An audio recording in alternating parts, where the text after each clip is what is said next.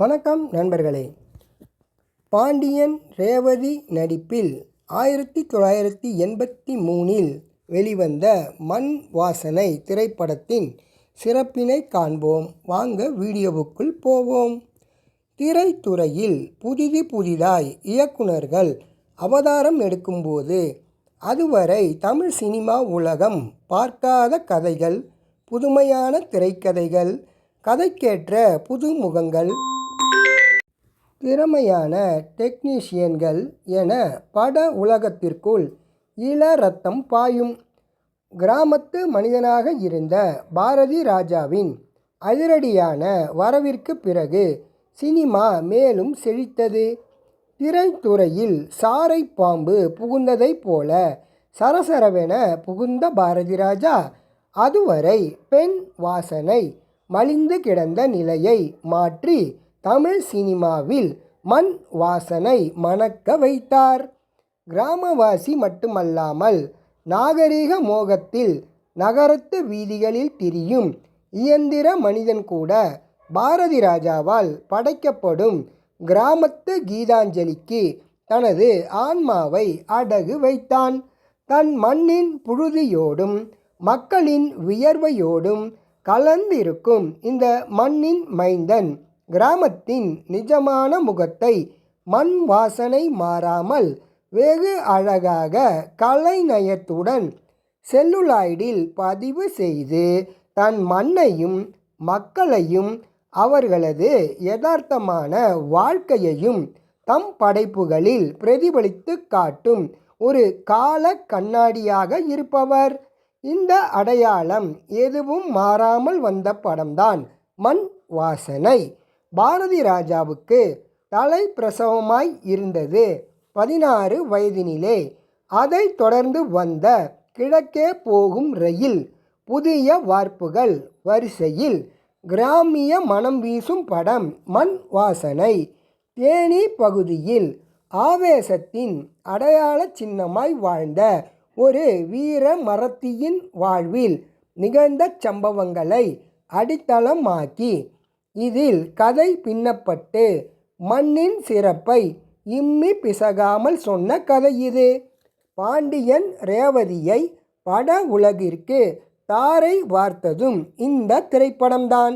கிராமத்து அத்தியாயத்தை எழுதும் இதன் கதை நாயகன் வீரண்ணன், நாயகி முத்துப்பேச்சி கதாபாத்திரத்துக்கு புகழ் முகங்களை காட்டிலும் புது முகங்கள்தான் பொருத்தமாக இருக்கும் என கருதிய இயக்குனர் பாரதி ராஜா கிராமத்து அடையாளங்களுடன் திரியும் ஒரு இளந்தேரியையும் வாழை குமரியையும் தேடிய பொழுது 99வது ஆளாவதாக வந்த ஆஷா கேளுன்னிக்கு அந்த அதிர்ஷ்டம் அடித்தது.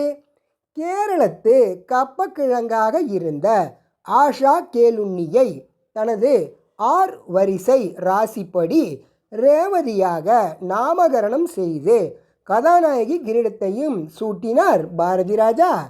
குள்ளமாக குழந்தைத்தனம் மாறாத சிறுமி போல் இருக்கும் இந்த பெண்ணா முத்துப்பேச்சியா நடிக்கப் போகுது? தாக்கு பிடிப்பாளா என விமர்சனம் எழுந்தபோது என் நாயகி முத்துப்பேச்சி வீரமும் ஈரமும் நிறைந்தவள். அவளிடம் ஆர்ப்பரிக்கும் ஆவேசத்தையும் அவளுக்குள் ஊற்றெடுக்கும் அன்பையும் இந்த பெண்ணின் கண்களில் காண்கின்றேன்.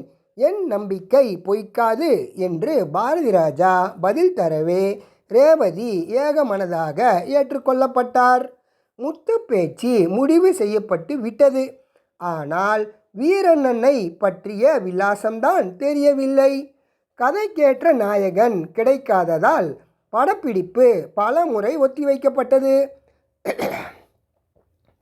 வெறுத்து போன பாரதி ராஜா நாயகன் நிச்சயம் செய்யப்படாத நிலையில் தான் பிறந்த மண்ணிலேயே கதாநாயகனை கண்டெடுத்து கொள்ளலாம் என்கின்ற துணிச்சலில் படப்பிடிப்பு குழுவுடன் மதுரை போய் இறங்கிவிட்டார். மதுரை மீனாட்சி அம்மனை தரிசனம் செய்து திரும்பிய பாரதி ராஜாவின் கண்களில் ஒரு மின்னல் வெட்டியது. அவரை ஒரு இளைஞனின் உருவம் காந்தம் போல கவர்ந்து இழுத்தது. அந்த சந்தோஷ மின்னலுடன் கிடைச்சிட்டான் வீரண்ணன் என கூச்சல் போட்டபடியே கோவில் வாசலில் வளையல் கடை வியாபாரம் செய்து கொண்டிருந்த அந்த இளைஞனை நோக்கி சென்றார் பாரதிராஜா. அந்த கணமே அவனுக்கு கதாநாயகனாக கிரீடம் சூட்டினார். ஆனால் உதவியாளர்கள் அத்தனை பேரும் அந்த இளைஞனை கொலை வெறியுடன் பார்த்தார்கள். இந்த அழகன்தான் ஹீரோவா சார், அவசரப்படாமல் நிதானமாக முடிவெடுங்க என அவர்கள் அபாய அறிவிப்பு செய்திருந்தார்கள். சரியா, அவனை பிடிக்காட்டி பரவாயில்ல, உங்கள் டேஸ்ட்டுக்கு ஏற்ற ஹீரோ கிடைக்கும் வரைக்கும் ஷூட்டிங்கை தள்ளி வச்சுக்கலாம், இப்போவே பேக்கப் பண்ணிக்குவோம் என பாரதிராஜா சீரவே அவர்கள் வாயடைத்து போனார்கள். கடும் எதிர்ப்புக்கு பிறகு கதாநாயகனாக அங்கீகாரம் செய்யப்பட்ட அந்த அதிர்ஷ்டசாலிதான் பாண்டியன். ஒரு பார்வையாளனாக பாரதிராஜாவின் படங்களை பிரமிப்புடன் பார்த்து கொண்டிருந்த சாமானியன் ஒருவன் கண் இமைக்கும் நேரத்தில் கதாநாயகனாக அரியாசனம் அமர்வது அவ்வளவு சாமானியமான விஷயமா?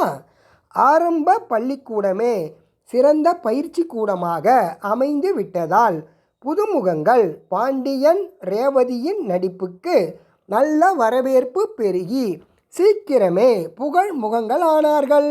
இந்த அறிமுகங்களோடு விஜயன், வினு சக்கரவர்த்தி, ஜனகராஜ், காந்திமதி, ஒய் விஜயா, வாணி, சூரியகாந்த், சத்யா போன்ற அறிந்த முகங்களும் அணிவகுத்து நின்றனர்.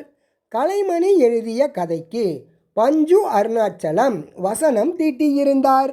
வைரமுத்து, கங்கை அமரன், எம்ஜி வல்லபன் போன்ற கவி திலகங்களின் வார்த்தை வடிவத்திற்கு இசை வடிவம் கொடுத்தார் இசையமைப்பாளர் இளையராஜா. திரைக்கதை இயக்கத்தை பாரதிராஜா கவனித்தார். பாரதிராஜாவிடம் ஒரு பத்திரிகை தொடர்பாளனாக அறிமுகம் ஆகி பிறகு அவரது படைப்பு தொழிலுக்கு உதவிய இயக்குனராக மாறிய சித்ரா லட்சுமணனை இந்த படத்தின் மூலமாக பட அதிபராகவும் அவதாரம் எடுக்க வைத்தார் பாரதிராஜா. சித்ரா லட்சுமணின் காயத்ரி பிலிம்ஸின் பெருமை மிகு முத்தான முதல் தயாரிப்பாக 1983ஆம் ஆண்டு வெளிவந்தது மண் வாசனை. ஒரு அழகான கிராமம், அங்கே 2 குடும்பங்கள், உறவுமுறை சொந்தங்கள்தான், ஆனால் கடும் பகையுடன் இருப்பவர்கள். மூக்கையா தேவர் மகள் முத்துப்பேச்சியின் முறை மாமன் வீரண்ணன். குடும்ப பகை நீடித்த போதும் அதையும் மீறி இந்த இலசுகள் இரண்டும் இதயத்தை இடமாற்றம் செய்து கொள்கிறது. 2 குடும்பமும் சண்டை கோழியாக இருந்தாலும் உறவு முறை மரியாதையாக கருதப்படும் சடங்கு சம்பிரதாயத்தை சீர்சிரட்டுகளையும் விட்டு கொடுப்பதில்லை வீரண்ணன். அது காது குத்தல் நிகழ்ச்சியானாலும் சரி, முறைப்பெண் முத்துப்பேச்சி சமைந்த போதும் சரி, இவன் மாமன் சீரை செய்து மோதலை காதலாக்குகின்றான். மூக்கையா தேவர் சின்ன வீடு, குடிப்பழக்கம், ஜல்லிக்கட்டு என அலையும் ஆசாமி. ஒரு முறை குடிபோதையில் ஜல்லிக்கட்டுக்கு போகும் மூக்கையா தேவர் பந்தயம் கட்டி தன் மகளை தோற்றுவிடுகிறார். அந்த அவமானம் அவரை தற்கொலை முடிவுக்கு தள்ளுகின்றது. பந்தயத்தில் பணயமாக வைக்கப்பட்ட முத்துப்பேச்சியை பெண் கேட்டு பண்ணையார் படை திரட்டி கொண்டு வர அது ஊர் பகையாக வளர்கின்றது. பண்ணையாளரை எதிர்த்து நிற்கும் வீரண்ணன் தனக்கு உடைமைப்பட்ட முத்துப்பேச்சியை கல்யாணம் செய்வதில் தீவிரம் காட்டும் வீரண்ணன் தாலி கூரை புடவை வாங்கி வரும்போது பண்ணையாரின் ஆட்கள் அவனை தாக்குகின்றார்கள்.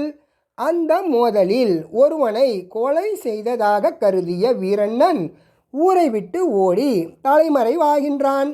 சில வருடம் தலைமறைவாக திரிந்த வீரண்ணன் பட்டாளத்தில் சேர்ந்து சூழ்நிலையின் காரணமாக அங்கு ஒரு வடநாட்டு பெண்ணை கல்யாணம் கட்டிக்கொண்டு ஊர் திரும்புகின்றான். வீரண்ணனின் வருகையை அறிந்த பண்ணையார் திரும்பவும் முத்துப்பேச்சி விவகாரத்தை கிளப்ப ஊரில் சண்டை மூழ்கின்றது. அதில் வடநாட்டு பெண் சாகின்றாள். பல தலைகள் உருளுகின்றது. கொலை குற்றம் சாட்டப்பட்டு வீரண்ணனும் முத்துப்பேச்சியும் சேர்ந்து சிறைக்கு செல்கின்றார்கள். மண்ணின் மனம் மாறாமல் அந்த மண்ணில் மண்டி கிடக்கும் பிரச்சனைகளை அலசிய மண் வாசனையின் கதை இதுதான்.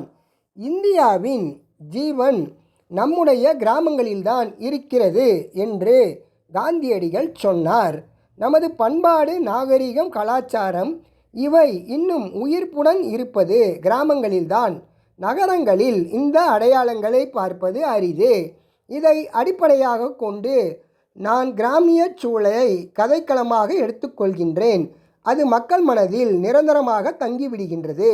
ஆகவே அவை அழியாத ஓவியங்களாக, சின்னங்களாக மதிக்கப்படுகின்றது. கிராமிய சூழலை மையமாக வைத்து படம் எடுப்பது ஏன் என முன்பு ஒரு முறை பாரதி ராஜாவிடம் கேட்கப்பட்ட போது அவர் அளித்த வாக்குமூல பதில் இது.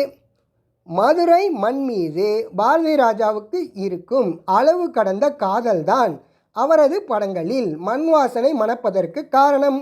எந்த மண்ணில் அவதரித்தாரோ அந்த தாய் மண்ணை கௌரவப்படுத்துவதுதான் அந்த மைந்தனின் கடமையல்லவா?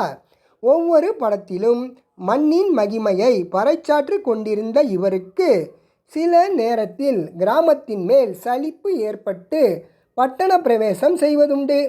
அப்படி அவர் நாகரிகத்தை காட்டிய சிவப்பு ரோஜாக்கள், ஒரு கைதியின் டைரி, நிறம் மாறாத பூக்கள் மட்டும்தான் ஜெயித்த குதிரைகள். மற்றவையெல்லாம் நொண்டி குதிரைகள்தான்.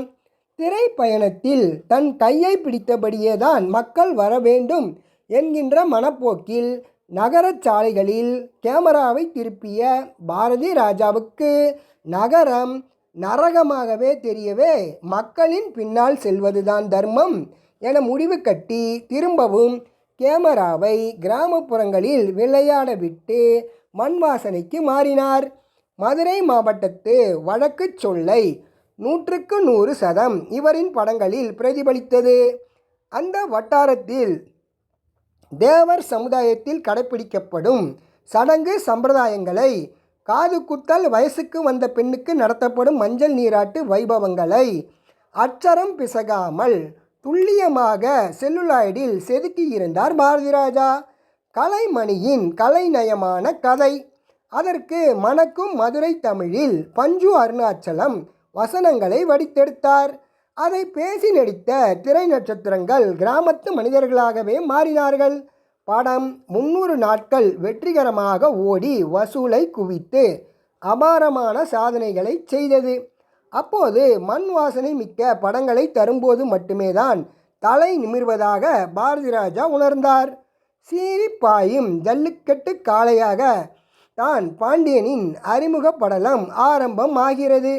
இந்த ஆரோக்கியமான அறிமுகமே அவரை சீக்கிரம் சீரோடும் சிறப்போடும் வழி நடத்தியது.